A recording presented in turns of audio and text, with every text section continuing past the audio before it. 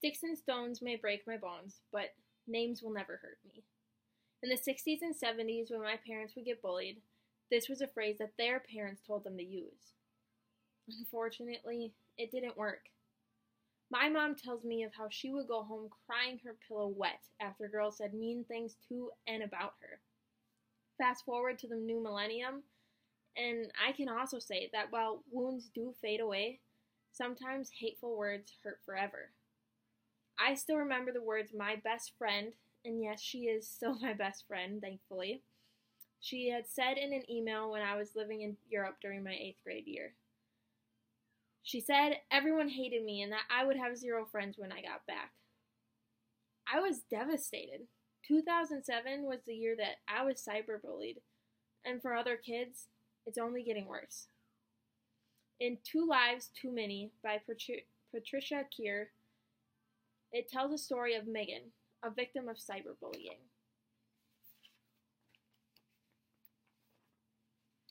13-year-old Megan Mayer couldn't believe her good luck.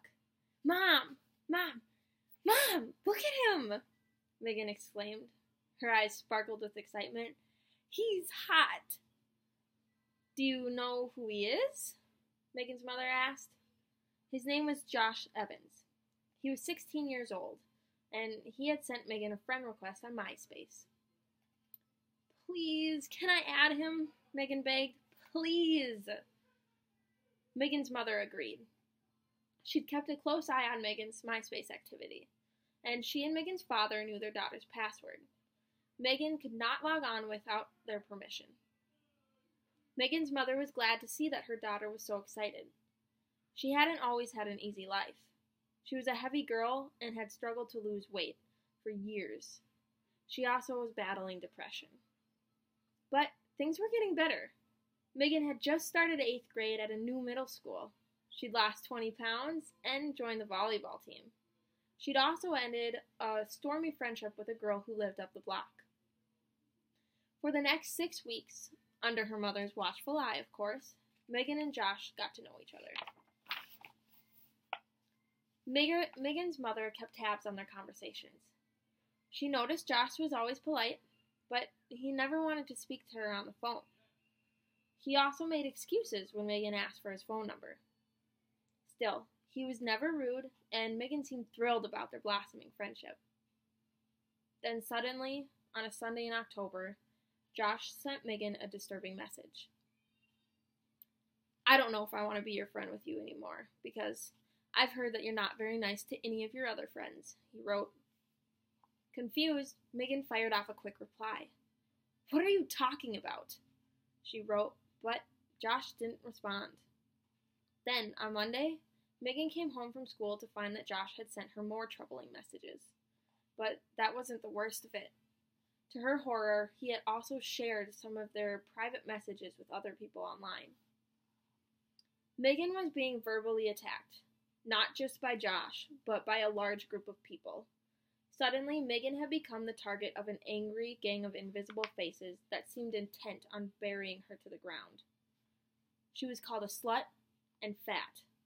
Surveys were posted asking cruel, embarrassing questions about her, and Josh continued to send her nasty messages. You're a bad person, and everybody hates you. The world would be a better place without you. Megan took her life that night, hanging herself in her closed bedroom. She died believing Josh Evans was a real boy. In truth, he never existed. A group of girls from Megan's neighborhood had created a fake profile to trick Megan. The goal was to gain Megan's trust, to make her believe that Josh had liked her, and then use that information to humiliate her online. The girls eventually shared the password to the Josh Evans profile with other kids, encouraging them to participate in the joke. Slowly, over the course of 6 weeks, they gained Megan's trust. On the night she killed herself, they all took turns attacking Megan. They thought it was hilarious. Unfortunately, Megan's story is anything but unique. According to governmental studies, 160,000 kids stay home from school every day because they don't want to be picked on by their peers. Two reasons kids are picked on the most are what they wear and for how they look. In Stop Bullying, a play by Brianne Barrett, Brianne responds to the bullying of classmates in the following monologue. Why would anyone say that about somebody? She's not even fat. Who cares what she is wearing? I didn't know there were rules on what to wear and what not to wear to school. Just because she isn't a size 0 like you doesn't mean she's fat. Look around. She isn't perfect, he isn't perfect, no one's perfect. Look at me, I'm far from perfect. I bet she has no idea how other people feel when she makes fun of them. The person that she called fat could be the nicest person you meet. So, why does it matter what she's wearing? Is it because she isn't wearing Hollister, Abercrombie, or The Buckle? Did you ever think it's because she just can't afford it? People shouldn't judge others for what they wear or what size they are. So what? Am I going to get harassed because I wear sweatpants every day? Matter of fact, I don't wear size 0 either. So why doesn't everybody just call me fat? Just because people are bigger doesn't mean they should be bullied. What is sad is the girl called fat doesn't eat lunch and works out every day after school. The boy everybody calls dumb, well, he goes home and studies for hours. And that girl everybody calls ugly, she wakes up extra early every morning just to put on enough makeup to be called beautiful. What she doesn't realize is she is beautiful without it. But because she's bullied, she'll never realize it. So why bully people? Imagine what the world would be like if makeup disappeared. Everyone would look the same. Would they all get made fun of because of the zits on their face?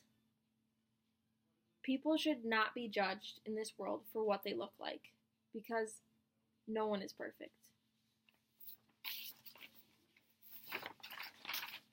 As Brianne says, no one is perfect. More kids need to realize that.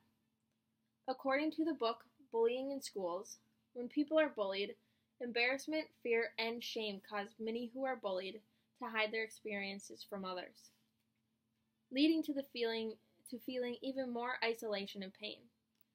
Recently, kids have been taking up writing their feelings and thoughts in journals through poetry. Poetry allows kids to vent and feel better. When shared, these poems can speak to those who are bullies and those who have, and for those who have been bullied, and to help other kids to think. In the following poem, Words Hurt, by a girl who simply publishes by the name of Kaylin, we are reminded once again of the power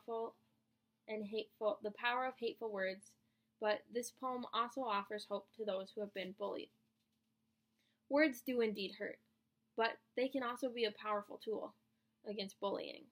So, if sticks and stones may break my bones, words can always hurt me, but they may also save me. You should know, bullying hurts. It starts with one word you blurt. Fat, ugly, worthless. Those are words they hear. Did you know you're their biggest fear? Day by day you torment them. It takes so long for their hearts to mend. All they ask for is one true friend, but you make them want their lives to end. Every day they wake up with regret. All they want to do is forget. It's not just hitting and punching, it's the words you say. They hurt so much, they want to fade away. This is when enough is enough. They're sick of playing strong, sick of playing tough. But they know you can make it through. You may not have known, but they have always knew. They put on a fake smile and pretend they're okay. They believe they can make it all day. Of course your words still offend, but they have been pieced back together again.